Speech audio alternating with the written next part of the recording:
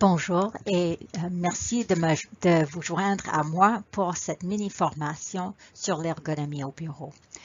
J'ai deux buts au sein de cette présentation. Un, c'est pour vous mettre au courant de ce que nous savons par rapport à comment s'assurer d'un travail efficace et sécuritaire et promouvant la bonne santé, le bien-être au sein des bureaux et ce que nous ne savons pas encore.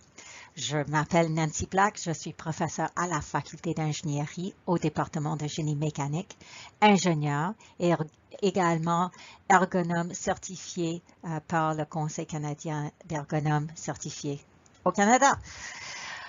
Je vous commence avec un résumé de ce que nous avons déjà observé par rapport à des personnes dans une posture, dans un bureau qui est bien aménagé, mais qui n'encourage pas le mouvement comme tel.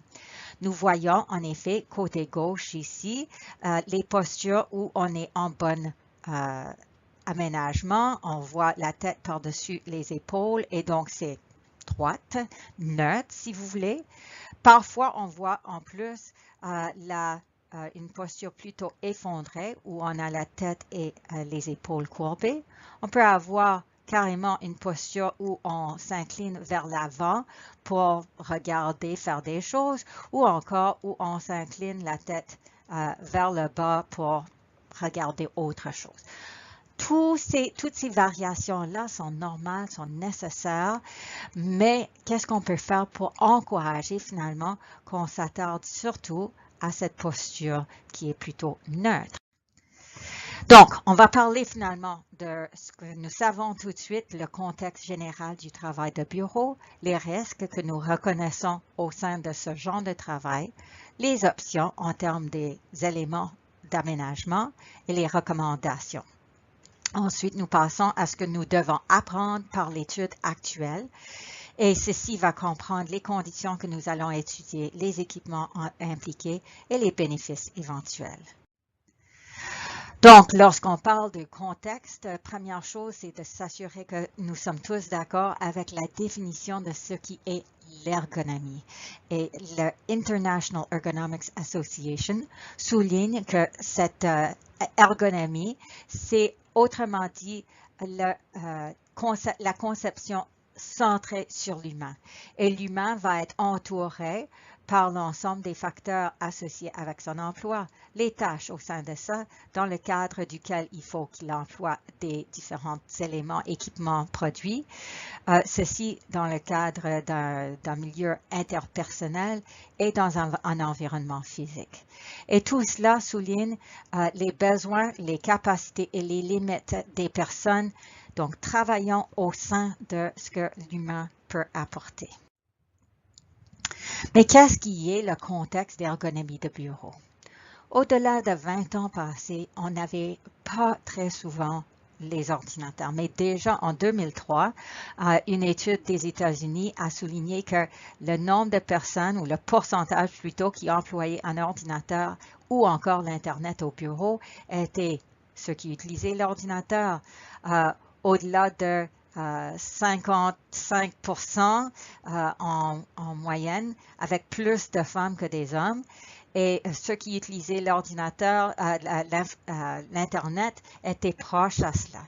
Et là, maintenant, on sait tous que l'Internet devient synonyme pratiquement à l'emploi d'ordinateur informatique. Le premier risque, c'est le fait d'être sédentaire.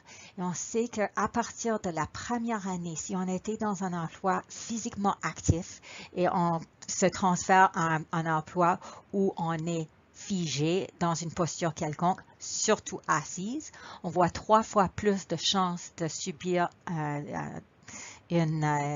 événement cardiaque au sein de cette première année.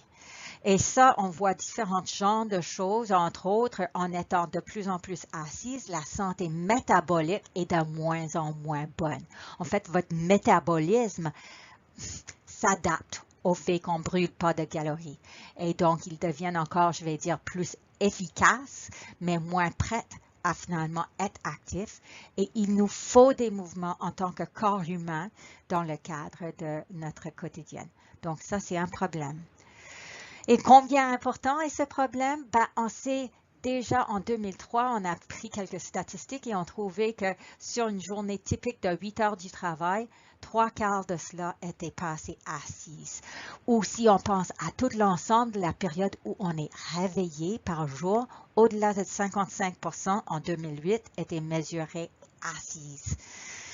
Et si on pense à un poste où on est tenu vraiment à rester dans le poste comme tel, comme un centre d'appel, on voyait au-delà de 80% du temps assise en travaillant avec son ordinateur.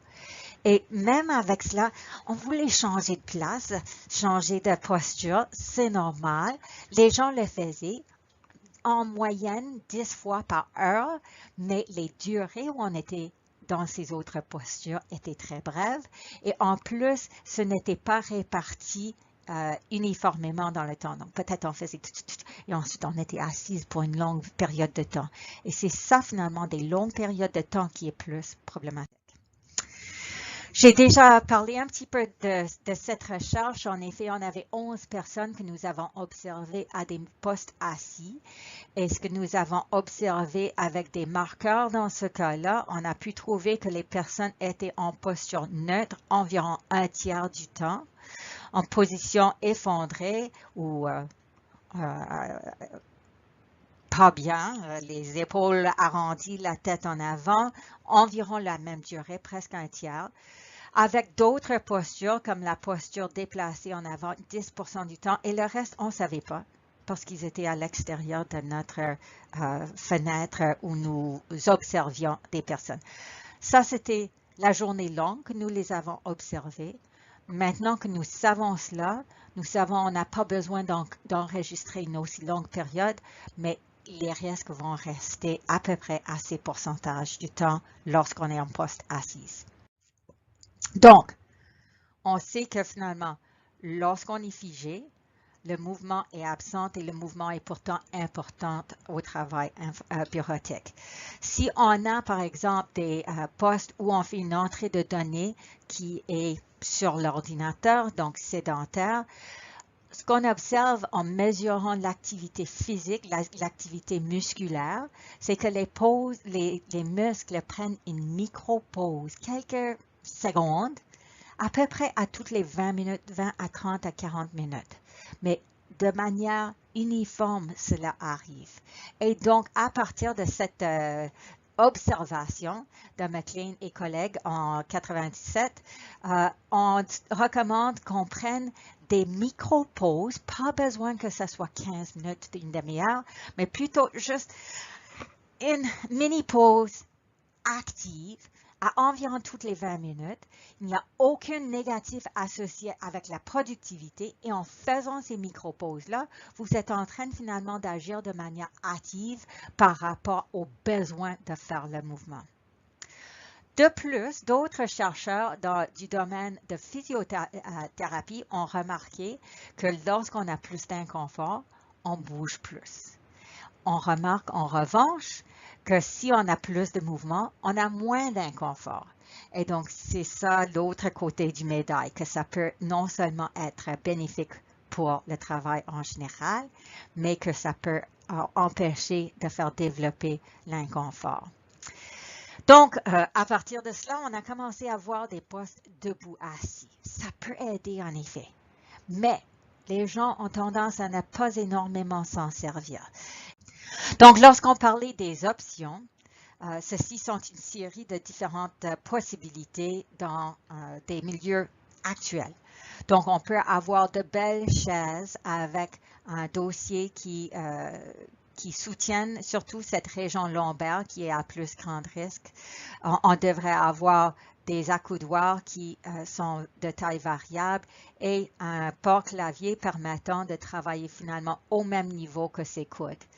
De la même manière, on doit s'ajuster l'écran en fonction de ses besoins pour que le champ visuel soit légèrement sous l'horizontale. Donc, tout est beau dans ce poste, sauf que c'est statique. Qu'est-ce qu'on a pour rendre cela plus dynamique?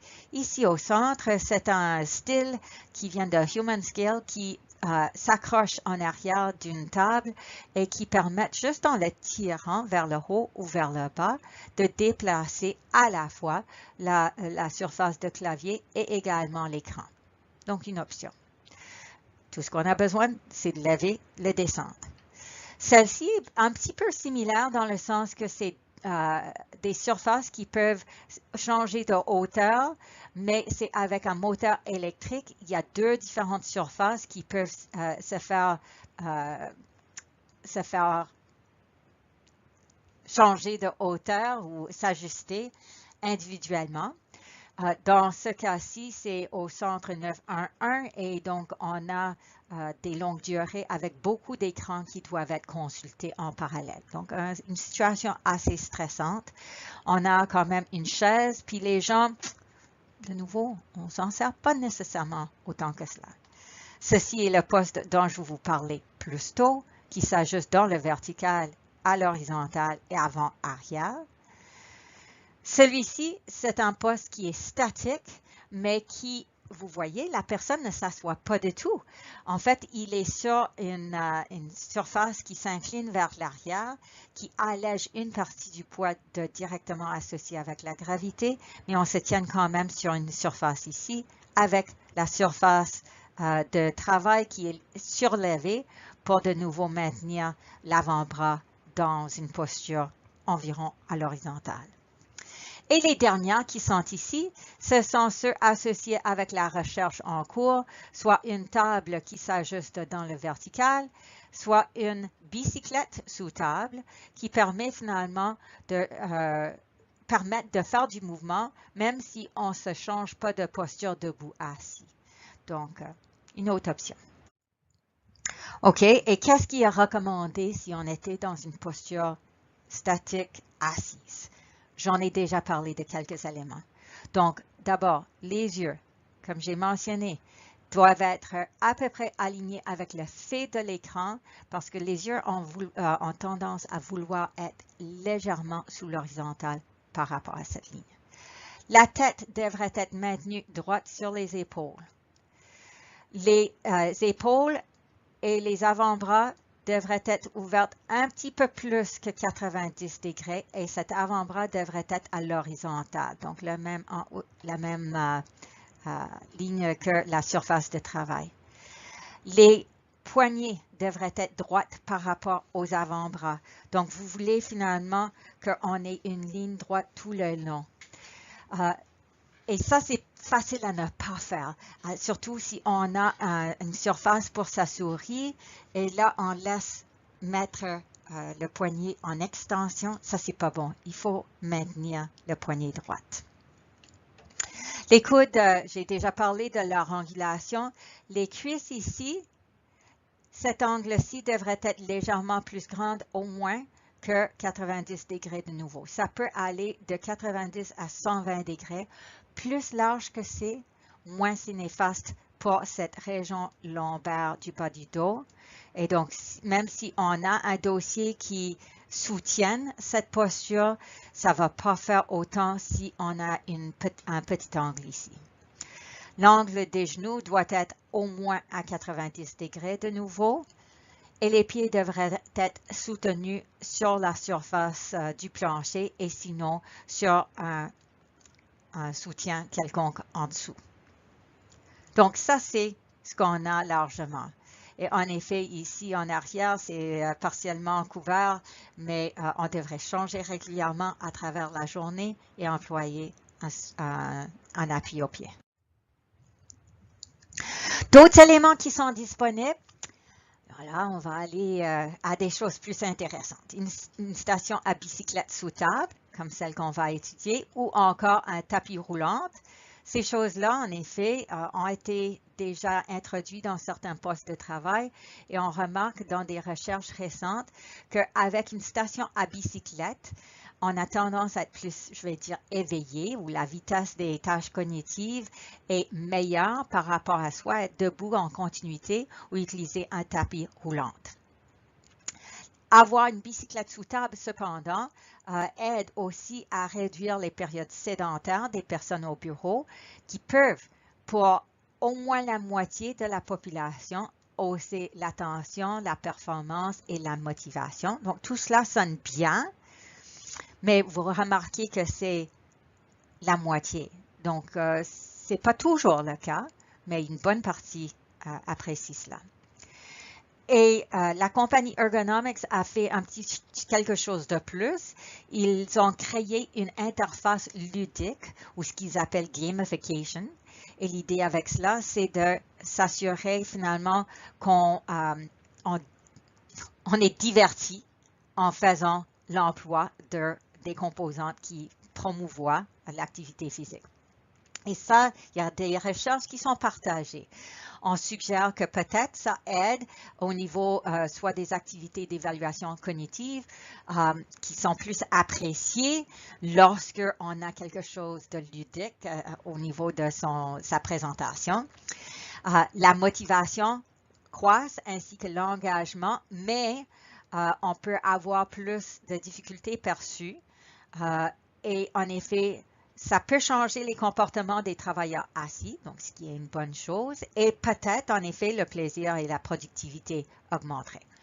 On ne sait pas nécessairement, ça dépend de l'interface ludique que nous fournissons, et également, cette idée de bicyclette sous table, ce n'était pas nécessairement ce qui était employé dans les cas d'avoir une interface ludique. À ce stade de la vidéo, vous êtes en train de suivre la formation sur l'ergonomie du travail au bureau portant sur notre étude en cours en 2025 sur l'emploi des postes dynamiques et ludiques pour travail bureautique. Et pour la suite de la procédure, il y a plusieurs étapes à suivre. La première étape, ce sont les questionnaires et l'entrevue initiale qui est vraiment fait d'une façon informelle. Ça nous permettra de répondre aux questionnaires sur les caractéristiques de votre travail et puis sur les douleurs préexistantes. Ensuite, sur l'installation de bureau, nous devons nous assurer que l'installation de bureau suit les normes ergonomiques des hauteurs. Ensuite, l'exposition sur 5 semaines utilisant l'application ergonomique qui vous permettra de paramétrer la table et de voir les paramètres de la bicyclette. Et à la fin, il y aura l'entrevue finale et où vous aurez à répondre à des questionnaires finaux qui nous permettront de clôturer cette expérience ou bien cette collecte en cours de 2025. Les questionnaires sur l'inconfort physique permettent de déterminer par région du corps, par exemple la tête, les coudes, épaules, trapèzes, coudes, avant-bras, etc. À quel point vous avez des inconforts physiques sur par exemple les côtés droits, les côtés gauche ou bien les deux côtés. Ensuite, on va mesurer à quel point cet inconfort est ressenti, par exemple à quel niveau, par exemple des niveaux gênants, tolérables ou intolérables, et à quelle fréquence aussi ça arrive, parfois, souvent ou toujours. Et cela s'est fait au début de la collecte et au courant de la collecte pour essayer d'avoir des données qui sont exhaustives. L'indice de perception permet de déterminer des données comme la raideur, la fatigue, les douleurs au cou, ainsi de suite, évaluées quotidiennement à chaque fin de journée sur une échelle de 1 à 10, 1 étant attribué à totalement en désaccord et 10 étant attribué à totalement d'accord.